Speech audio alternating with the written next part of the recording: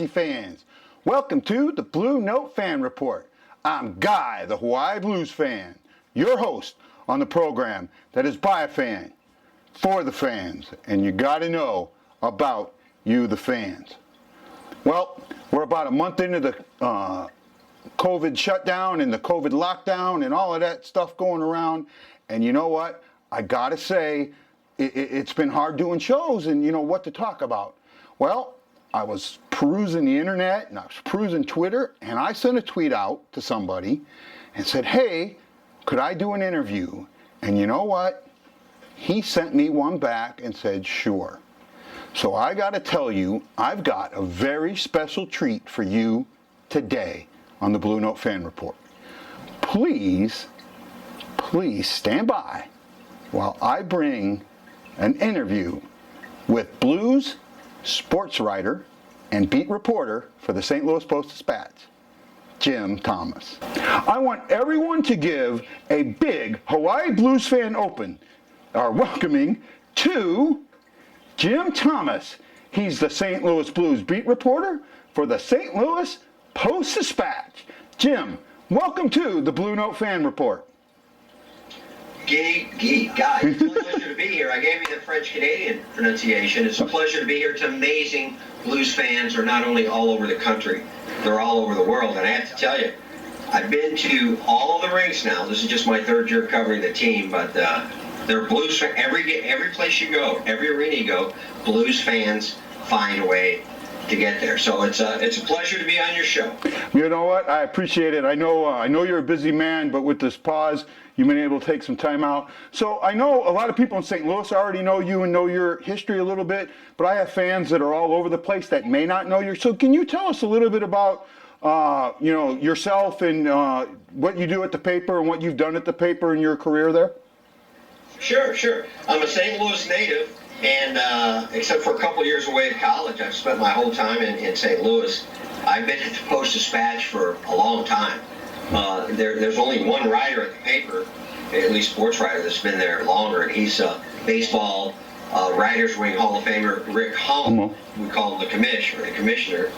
And so anyway, 40 years I've had in the sports writing business. I started out covering high schools in St. Louis, then covered the University of Missouri for about 6 years.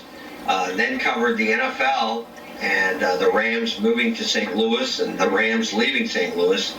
Covered the NFL for the paper for about 26 years. Now, in 2015, actually it was January of 2016, the team left St. Louis, and I covered the league, the NFL at large, for about a year and a half. And it was the start of the 2017 football season.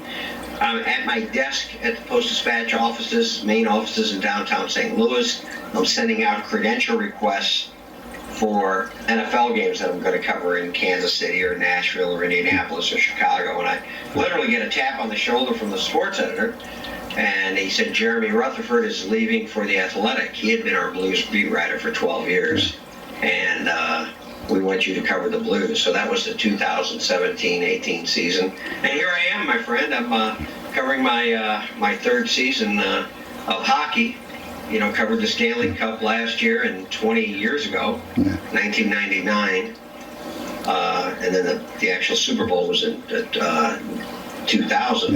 Yeah. I covered the Rams Super Bowl championship. Well, I mean, I'm sorry. Lightning struck twice for me, 20 years apart. Yeah, and I was thinking about that when we were talking offline. So you got lucky. You covered the 99 Rams. You covered the 2019 Blues.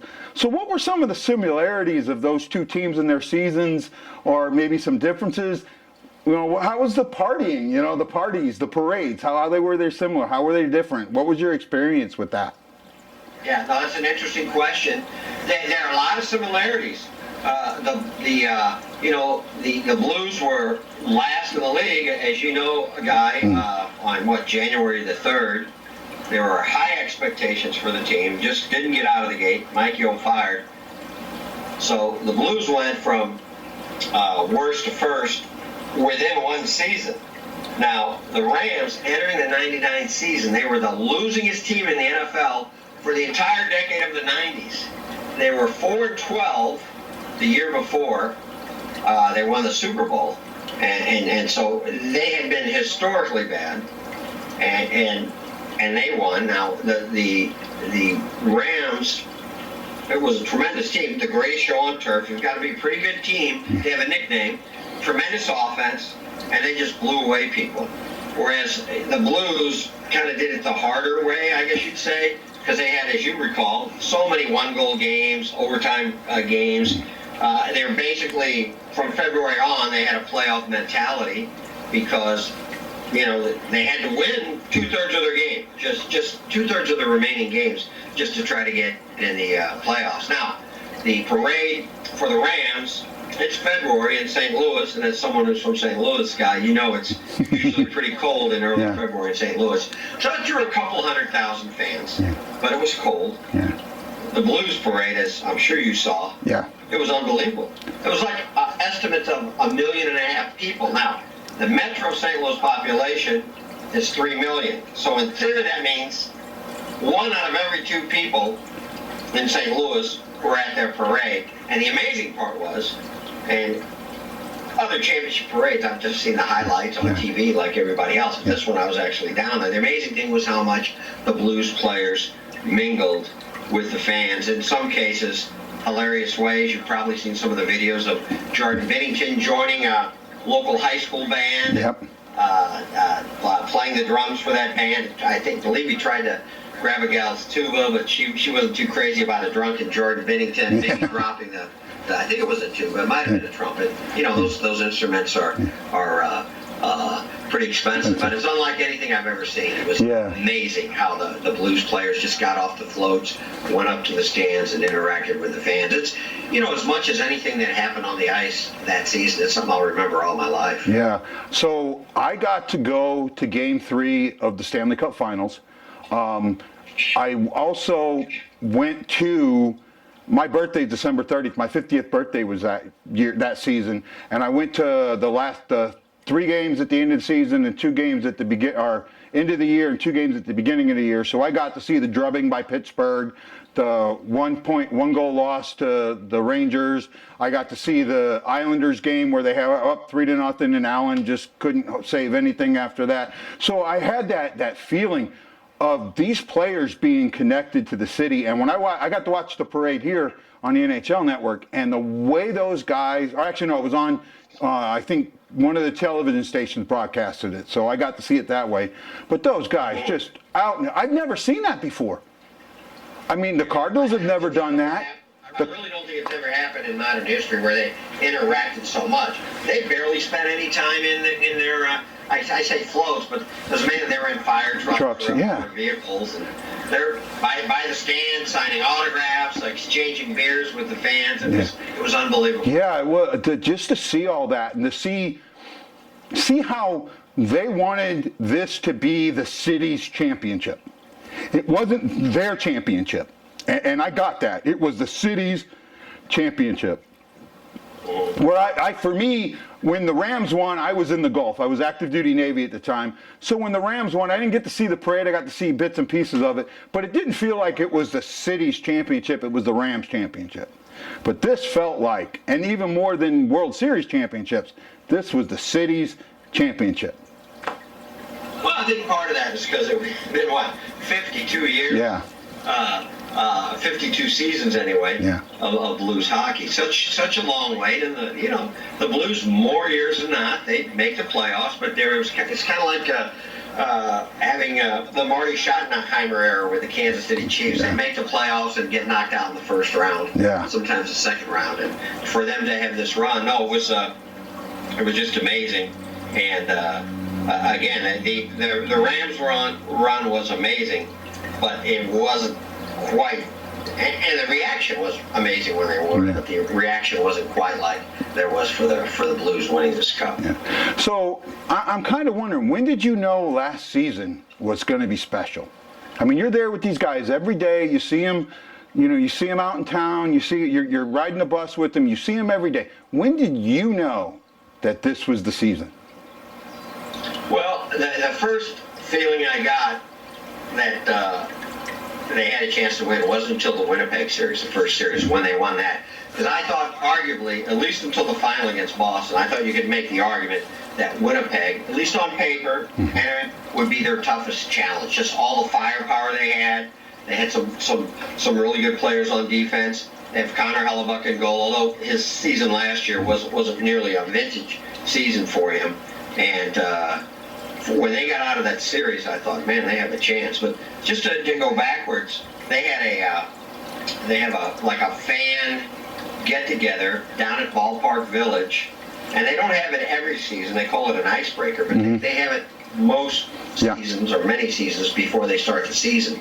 And God, you remember what the expectations were. Oh my gosh, you trade for Ryan O'Reilly, you bring back David Perron, you had Tyler Bozak.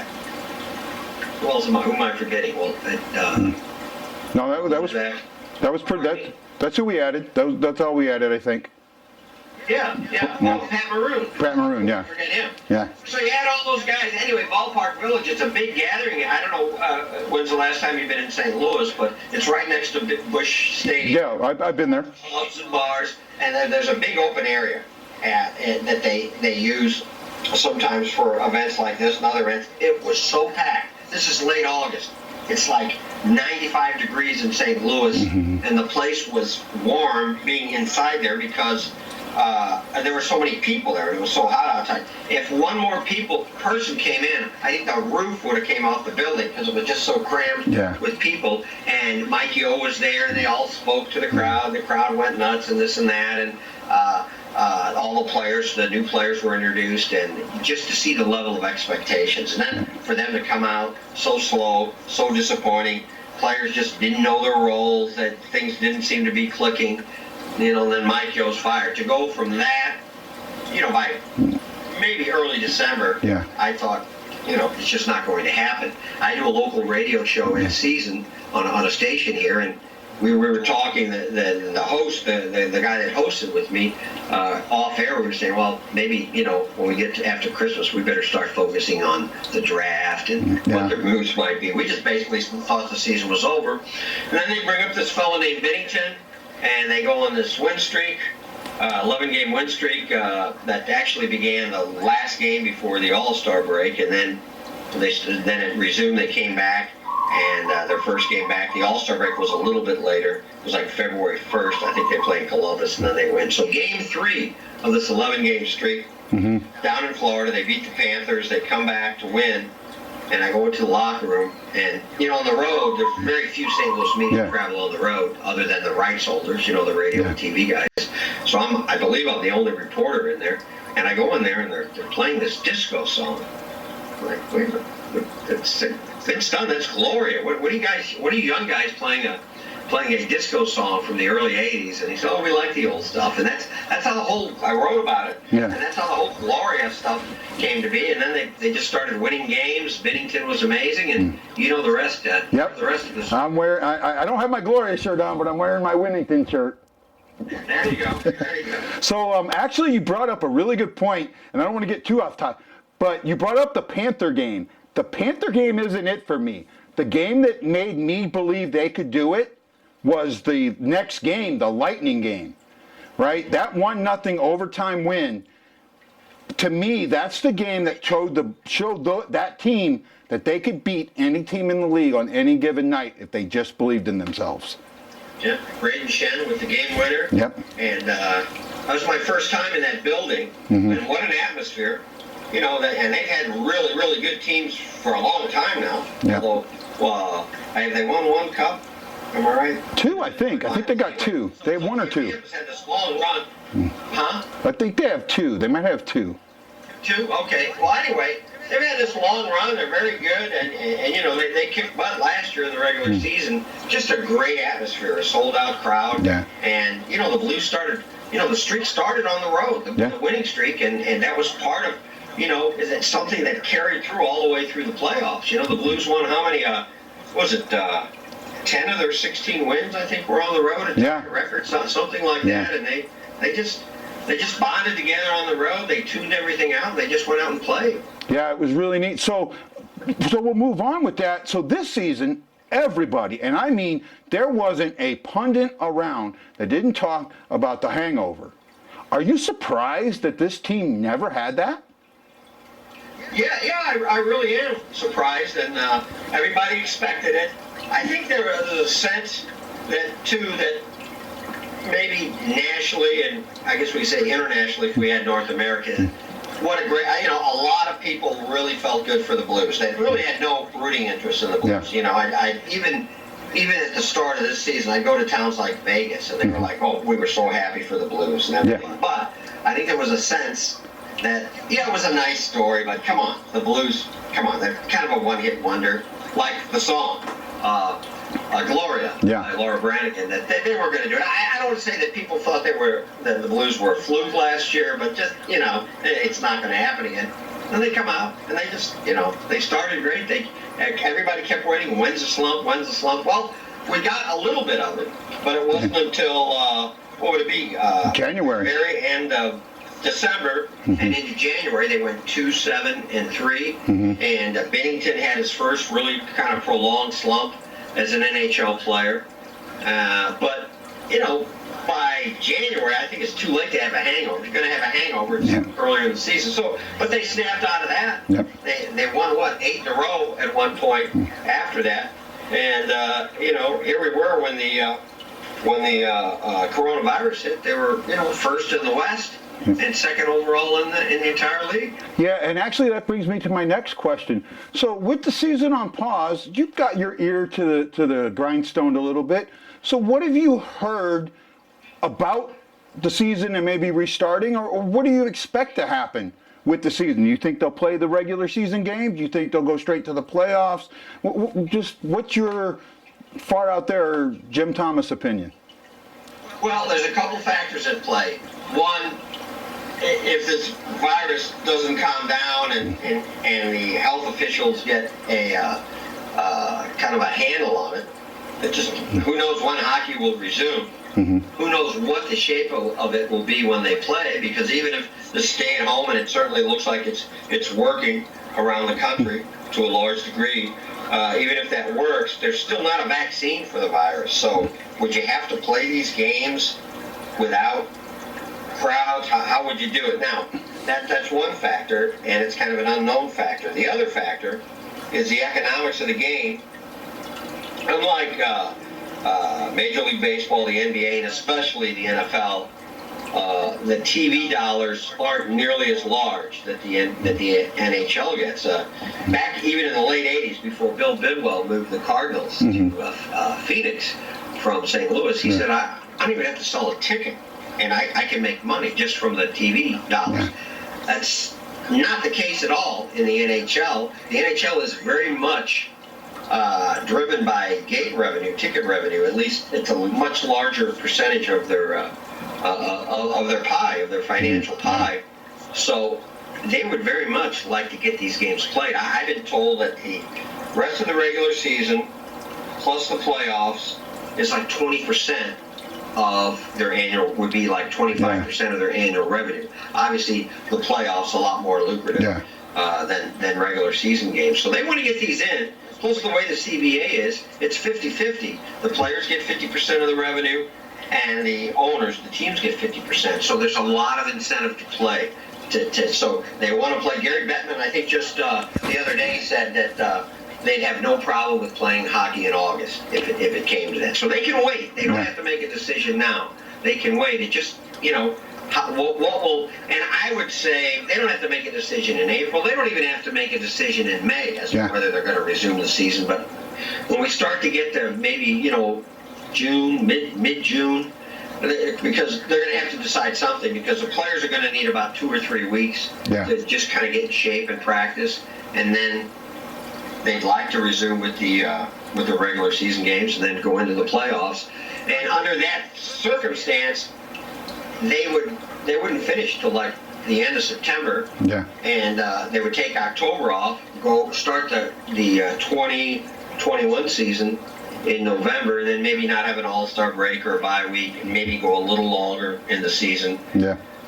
I guess that's might be possible. If I had to bet though, Guy, I would say there's going to be no season if I had to bet. You say no season. I kind of hope there is a season, because for me, the normality coming back to people is what people will need. And for the NHL has diehard fans. They're not a casual fan sport. The other sports pretty much are. I don't think the NHL is. I think by going back to some normalcy, they could bring in some of those casual fans. That's just kind of my thought press on it. Well, and here's another thing that factors into it. Remember, the Olympics are canceled, and they had to cancel early because all the qualifying stuff would be starting now, right? Yeah. So you had to cancel because you can't decide who's going to be on the team. So that means NBC has no sports programming. They're depending on all this Olympic sports programming. Obviously, they have the NHL playoff package, so boom, and they could get bigger ratings. And maybe, I don't know, I could be speaking out of school, maybe even if they had to play, you've heard these talk of these neutral sites, like playing in North Dakota with no fans, whatever. Maybe the TV money would be better because they'd get better ratings, because they wouldn't have to compete with the Olympics, and they'd have this great platform of, the NBC networks. Yeah, I agree with you there. So now that we're on this pause, there's 3 players I want to talk about. And the first one is Pietrangelo. He has his contract issue. I've been told, or at least I've heard, that they're not going to do anything until after the season's over. Wouldn't this be a great time for them to talk about that? Yeah, and I would wonder if maybe they are talking about it. I think both parties did not want to be distracted during the season, both the Blues management camp and Pietrangelo. But now, there is a pause. And as we talked about right before we queued this up, Sammy Blais has agreed to a 2-year extension, a good deal, $1.5 million a year, and of course that's small change. It's a nice contract for Sammy Blais, but it's small change compared to Pietrangelo. I think the problem with Pietrangelo, because you're talking about what, Roman Yossi money, $9 million at least a year, I would think. You have a issue with the salary cap. If the revenue goes down, say they don't have the playoffs, or they have the playoffs and not the regular season, or maybe they don't have fans in the stands, so they miss out on that ticket revenue. Anyway, the revenue from this year is used to decide next year's salary cap. So the salary cap could go down. We're supposed to go up to from $81.5 million to about between $84 and $88 million. What if it goes down now because of this lost revenue? So it's hard to, with a big ticket item like Pietrangelo, I think it's hard to sit down because there's so much unknown about how much money will be available. Now, don't get me wrong. If Petro's agents called up Doug Armstrong and say, hey, we want to make a deal, Doug Armstrong would make a deal, and he'd worry about next year, to get him under contract. So it's a little bit of a tricky situation, and it's not helped by this pause in play. Yeah, that's what I was thinking. So the other player I want to talk about, there's 2. The first one is Tarasenko. I've seen on his Instagram ad, he seems to be really good. I heard Craig Berube make the comment that he would have played the week of the pause had it come. I know that you might be connected to him. Is he ready to go? Yeah, he is. He was supposed to play on that at some point on that 4-game road trip that would have been right after, like March 17th through the 25th, just a few days after the pause started. And maybe not at the first game, but certainly at some point during that trip. And that was pushing it a little bit. Now, he had the surgery, the left shoulder surgery on October 29th. Mm-hmm. They said it would be 5 months minimum. 5 months would have been March 29th. So he was coming back about half a month early. So that was pushing it, although they said he was fine. You just wondered, well, now we're approaching 6 months into it. So it's not rushing it anymore. It's not pushing it anymore. Now, privately, Tarasenko was telling people early in his rehab, I'll be back by March 1st. That was just more his heart speaking rather than his shoulder. Yeah. But, I would think he'd be fine if he had to play. Now, again, I don't think there should be a concern now about, boy, they're rushing him back, because it won't. And obviously, March 29th would have been 6 months. Excuse me, April 29th would have been 6 months. They're not going to be playing hockey April 29th, so he'll have even more time to get ready. So, and Berube told me, I got a hold of Berube on the phone. He's back up in Philadelphia. He has a place, about 40 minutes outside of Philadelphia, which is his permanent residence. And he said, oh yeah, he'd be healthy. He'd be ready to go. So then my last player, and I'm probably sure you've already guessed who it is, Bouwmeester. With this pause, has that helped him at all? I mean, have he decided that he wanted to come back? Or, I mean, what happened? I mean, that's the scariest thing I've seen, other than the guy getting his neck cut with a blade. So maybe you can help us understand that a little bit. Well, he's not going to come back this season. They've already ruled him out for the season. I think the question in his head is, at a relatively advanced hockey age, with 3 young daughters, I believe they're all girls, does he want to risk it and go out and play again?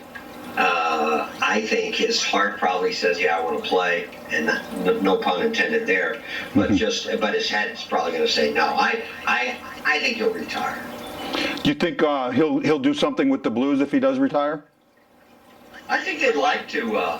They'd like for him to do that. You don't know. Bouwmeester may want to. He lives up in the Calgary area, and the family, stays in St. Louis during the season, and then once the season's over, they go up to outside of Calgary. He has a place. He might want to go back up there. Say he's a coach. If he's a coach, boy, that's such long hours. I mean, the players have long hours, but the coaching staff has even more longer hours, and they're making a lot less than a player like Bouwmeester made during his career. But the Blues also, they have a lot of players around that are kind of in administrative roles or like ambassador type roles. You see, Federko's around, Al McGinnis is around. Players even like Bruce Affleck are employed by the organization. So maybe they would have something like that for him to do. When we talked to him, he had a press conference a little bit, maybe 2 weeks after the procedure, and he didn't sound like he was interested in coaching, but maybe some kind of front office type job he would enjoy doing. But I don't know. So I guess, I mean, that pretty much covers everything that I want to cover about this team. I want to ask you about a past player, and this is one of my favorite players, and I'm going to ask, have you been connected with Garth Butcher at all? No. And again, keep in mind now, I'm only 3 years on the beat here, so I really did not have anything to do with him. Yeah, I was kind of hoping when he came back for the All-Star game and played in the alumni game, maybe you had talked to him. He seems to be one of those. Yeah, I know you've been doing your Where Are They Now? He would be someone. He'd be a guy that I would consider doing. I've had other fans. They've sent me a bunch of names, and we've been on only 2 so far, Gary Unger and Chuck Lovely, but I've had a couple suggest that it'd be good to catch up with Garth Butcher, so maybe I will. Yeah, that'd be good, and if you do, I have a friend that has a bulldog that she named after him, named him Butcher, right? They a bulldog. Yeah, a bulldog. Yeah, I'll send you the Butcher, right? And they were hoping to go to the alumni game. They had this sign that said, "Hey Garth," with Meet Butcher with Garth in the center and the bulldog on the side. So yeah, it was really interesting.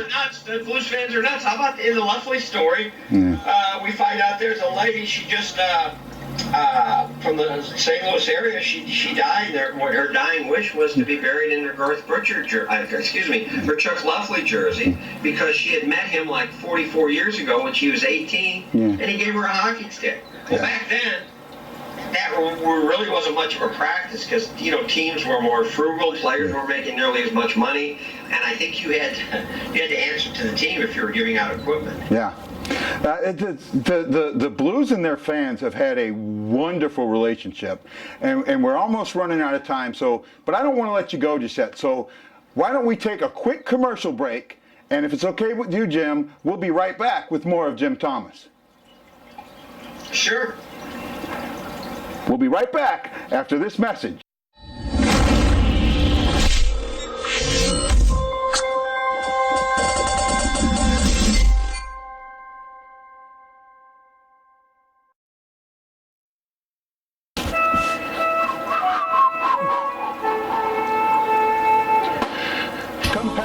pass without. Come shoot within. You'll not see nothing like the mighty Shin. Come pass without. And Blueberry will guide the team. And Petro will lack steam. This is the dawning of the age of Benton. The age of Benton. And welcome back. Jim's graciously decided to do a couple more minutes with us. So we've talked about this year's team and things like that. And you said you've only been with them 3 years. And something that I kind of thought about, were you a hockey fan before you got the assignment to cover the Blues? Well, let's go back to the first Blues. I was a teenager. They go to the Stanley Cup 3 years in a row. Mm-hmm. The whole town was just agog. I mean, it was just unbelievable. And so I was out there playing street hockey with everybody else, and we'd occasionally, if we could, the tickets were much cheaper then. We'd go to some games. And I can remember a little bit later, I was either in my late teens or early 20s. It was shortly after Gary Unger got there. And I went there with my brother and some of his friends, and we went to the players' entrance at the old arena. And after the game, waiting to see any players, well, out comes Gary Unger, long flowing hair, got a beautiful girl on his arm. He hops into a sports car. It was either early or late in the season, so the weather was warm enough. And he drives off. It's just like you would imagine Gary Unger. And I asked him about that. And in the when we did the Where Are They Now with Gary Unger, he said, yeah, that was me. And that girl on my arm, she was my girlfriend then. She's my wife now. And so, yeah. But then you get busy with work, and I covered University of Missouri, so I'm up to Columbia, Missouri, which, as you know, is a couple hours from St. Louis. Then I'm covering football, and yeah, they play only once a week, but you're writing stories, staying late after practice all week. So when you're covering a beat, you're just all engrossed in that. When I covered and I'm sitting here in my my home like office or working area, when I covered the NFL, my TV over here, it would have the NFL Network on with the sound off, and I'm writing a story, and maybe I'd see something on the crawl or see them talking about, show some footage, and so you'd do that, you'd live it. It was all encompassing. Well, as soon as I started covering the NHL, now it's the NHL Network is always on with the scroll on one. But anyway, all these years, maybe I'd watch parts of playoff games or this or that, but you're really not covering the team. Seriously, I can honestly say I probably could name 50 NHL players that weren't Blues when I took over the beat. So it was a steep learning curve, and there are people around that covered the team. People like Tom Timmerman, who covers the team with me, Jeremy Rutherford, who left for the Athletic but still around the team, Luke Corrick from NHL.com. I was like, what's the old expression? The average 4-year-old asks 4,000 questions a day. Yeah. That was me. Yeah. So that was the first year. That was 17-18. 18-19 was a lot better. And now this year I know enough to be dangerous. Mm-hmm. And also, though, it takes time to build up relationships with players, the front office personnel, where the players see you around, and they kind of get to trust you and stuff. And so, I think I'm at the point where, and your job, you're not supposed to be the player's best friend. It's not like you're, obviously you're cordial and everything, and maybe some you like a little more than others. Yeah. But, I think finally, after almost 3 full years, have built up some, pretty good relationships with players. So I know you've only been with them 3 years, and I don't want you to give any names, but I know you got to have a funny locker room story or a funny player story or something that you can tell that, and remember, this is on the internet, so it's R-rated is fine, but if you got an anecdote or a story, I would love to hear it. From the locker room, huh? Well, locker room or out, the team out together, socializing. Well, let me ask you this real quick. Were you on the plane coming back? Oh yeah, yeah, yeah.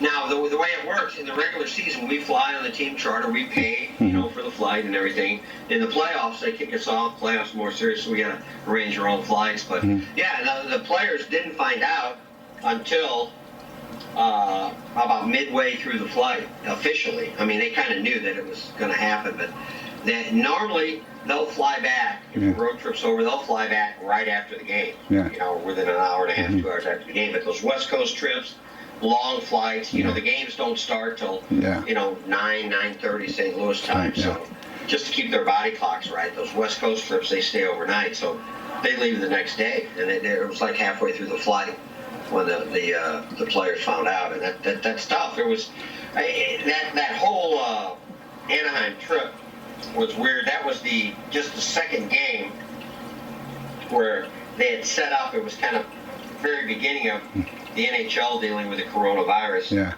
where we weren't allowed in the locker rooms either after the morning skate or after the game for interviews, and they just set up a makeshift podium in Anaheim in the hallway outside the visitors' locker room. They marked off 6 feet. Dan O'Neill Jr., the PR, one of the PR guys for the Blues, he literally stepped off 6 feet, and they put like a little rope, and so we're asking questions. Barbashev came out. He was one of the guys we requested, and he's like, "What is this?" He said, "I went in the locker room," and he says, "Where is everybody?" Because there were no reporters in it. That whole Anaheim trip was just weird, and then I think it was during the game we found out that the NBA, that the player for the Utah Jazz had tested positive. Right there we knew it's probably going to get canceled. So it's just a surreal night. And every time I go to Anaheim now, strange things happen, because that was the makeup game of the Jake Bouwmeester game, which was exactly a month earlier, February 11th, and the last game before the pause was March 11th. But I don't know. One of the best things. I don't know if I can remember any particular funny anecdote in the locker room. I'll probably think of 6 of them after we get off the podcast. But I'll just take you to the White House visit. Yeah. And it was just myself, Jeremy Rutherford. We were the only ones there from St. Louis, but there were a couple of Washington-based reporters, and we all were in the Rose Garden. And we're like, how are we going to get to talk to these players afterwards? And we just went, hell, we just went under the ropes, which we probably shouldn't have, and just followed the players out of the Rose Garden, and we're actually walking through the White House. And as reporters, we probably shouldn't have been there. And we're just walking through, and it's the first time I've been inside the White House. And we're outside. They're waiting. Their buses are there. We're waiting for, or actually, as the players come out, we're talking to a couple of players. All of a sudden, a couple of Secret Service agents pop up, and they said, "What are you guys doing here?" And myself and Jeremy, we said, "We're with the team." And they hadn't recognized us because we came in with the team through security. But the other 2 reporters did not come in with the team. They didn't recognize them. They had to go sit and have a little interview with the Secret Service. They got in there. So I hope I'm not getting anybody in trouble. Yeah, that's a good one. Maybe, we got a few minutes left. The championship. After they won it, I'm guessing that you got to be down on the ice and got to interview some of the players and talk to them afterwards. I'm actually, believe it or not, if you look back to my video scroll, you'll see back in November 2 years ago, I was one of the first ones that did anything about Layla. I had done a challenge where if I got a certain amount of views, I was going to twerk for Layla, because that's when the Twerkin' Turkey came out. And I know that she was there and that. What about that championship night or the parade? What memory from that will you never give up? Here's one that and I've seen a lot of things, Super Bowls and a lot of other stuff that won't get into now in different sports, but I'm sure it'll be one of the top 10 memories of, again, I've been at this for a while now, 40 plus years now. Okay, it's the Braden Shen goal. Guy, that made it 3-zip, right? Yeah. Is that right? In Game 7. Yeah. That place was so packed, TD Garden, Boston Garden. Normally, the front office people, the scouts, and the inactives and the injured players. Remember, you have extra, you have a few black aces for the playoffs. They're in a suite, but that place was so jam-packed, tickets were so hard to come by. All those people were sitting immediately to my right on press row. Robert Thomas is sitting. You see where that bookshelf is in your right there in your studio there? Yes, sir. It's showing up on the video. Anyway, he's not even a foot away from me. Shen scores the goal, and I'm not trying to bother. I'm working. They're watching the game, and I'm on deadline, so I'm writing as we go. But after Shen's goal, I just looked over and glanced at it, and just the look on their faces, it's hard to describe. Right then they knew 3-0. What was Shen's goal? What was there, like 7 minutes left, something like that? Yeah. He knew. The look on their face was, we're winning the Stanley Cup. Yeah. And just the look on their faces, right then you knew they're going to win it. Bennington is not going to give up 3 goals in 6 minutes, right? And so that look on their face, and I just looked briefly. I didn't say anything, just a second or two, and then I turned away. That look on Thomas and some of the front office people and some of the other inactives. Remember, Thomas had the wrist problem there, which ended up in surgery. That's why he wasn't playing. That was just amazing. And then going down to the ice, it was a madhouse, and just a madhouse. I'm trying to interview Pat Maroon, the St. Louis kid, and who was it? Andy Cohn is just like hugging him. Can you believe this happened? So couldn't get in there with Maroon. Layla was down there with Parayko. One thing I noticed being that, again, it's summer, it's mid-June, and it's the end of a game. The ice didn't seem slippery at all. Maybe it had started to get all choppy and melting. Walking on the ice, I felt like I was going to slip and fall, but walking on the ice wasn't as much a problem. But that was just crazy. That was just crazy.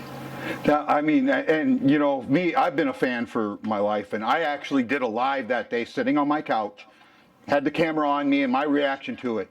When he scored that goal, because the Blues have had a myriad of problems with the 2-goal lead. Giving it up is something they are pretty good at, unfortunately. And here it is, they get that 3rd goal, and when Shen throws that stick down, he skates, he's sliding backward. He throws his stick down, and Tarasenko comes over to give him that hug. You could tell on his face, he knew it right then and there. They were winning the cup. It's going to happen. Yeah, it was going to happen, and I remember thinking, that's it. And then I forget who it was. It wasn't Barbashev. It was one of the younger kids that scored the 4th one. Was it Kyrou? Sanford, yeah. For him, that little back pass that he just slapped in there. And I'll never forget, and I think it was, and you might be able to help me remember this. It was either game 2 or game 4 when Maroon skates by the Boston bench. And you see, you're laughing, so I know you know what I'm talking about. And he just looks at them, and you're expletive, and you could see their faces drop. You guys are bleeped, he said, yeah. Huh? You guys are bleeped, which later became a T-shirt, which is the bleep. Yeah, and that's just, that's when you just, that belief that those guys had in each other. Well, Jim, I know it's getting late in St. Louis. I can't thank you enough for taking time out. Everyone says that this Corona thing is a bad thing, but I got to tell you, folks, Jim told me that, and hopefully I'm not walking over him here, that if it wasn't for this coronavirus, he probably wouldn't be able to do this because he'd be so busy working. And not even close. We'd be probably in the middle of the first round series, and those are long, long days. So at least it gave us a chance to get together here. Yeah, and Jim, I do hope you enjoyed being on the Blue Note Fan Report. I hope this isn't your last time on the Blue Note Fan Report, and I hope you and me can stay in contact, and I can give you the fans' view from afar, and hopefully you can fill me in on what's going on that I normally don't get to know. Well, that sounds good. It's a pleasure. At least if nothing else, maybe we can do something right before this pause ends, if it ever ends. But it will. It'll pass. And I think so. It will too. And even if it's just I can get an email from you during the games telling me, well, I know this little secret or that little secret, but don't tell anybody, but tell everybody, type thing. Jim, again, thank you so much for joining us on the Blue Note Fan Report. And as much as I bet you wish you were in the room with me doing it here in Hawaii, I got to tell you, I wish I was in the room with you doing it in St. Louis. It's a little warmer where you're at, I'm sure. Yeah, but I miss the cold. Jim, all I can say is mahalo, aloha, and I hope to see you again on the Blue Note Fan Report. Well, Hawaii Blues fan clan, I cannot thank Jim Thomas enough for getting with me, for talking with me, for sharing those great anecdotes. Wow, that was a lot of fun, man. And you guys, please follow Jim on Twitter. I'll put his Twitter handle up here. Read the Post-Dispatch. He's got great stories. He's doing a Where Are They Now, as I talked about in the interview. Just a really good guy. St. Louis and through, and what a pleasure to have him on. Now, some of you might be wondering, where has About the Fan been? Well, with the pause, I decided to stop a little bit, to not go ahead and do the fan of the game and the pet of the game and the tattoo of the game. I want to hold on to them so when the games start, I got some to show. Don't forget, you can always get a hold of me at my contact at Hawaii Blues Fan on Twitter, or the Hawaii Blues Fan at hawaii.rr.com. Send me your messages, send me your tweets, join my Facebook group, the Hawaii Blues Fan Clan. That's where you can get me. This is Guy, the Hawaii Blues Fan, saying, wait a minute, what's that? What do I hear? What do I hear? Hawaii Blues fan, we're bleeding blue with you. Let's go Blues! Let's go Blues! Let's go Blues! That's right. Let's go Blues, and I'll see you on the next Blue Note Fan Report while I'm bleeding blue with you.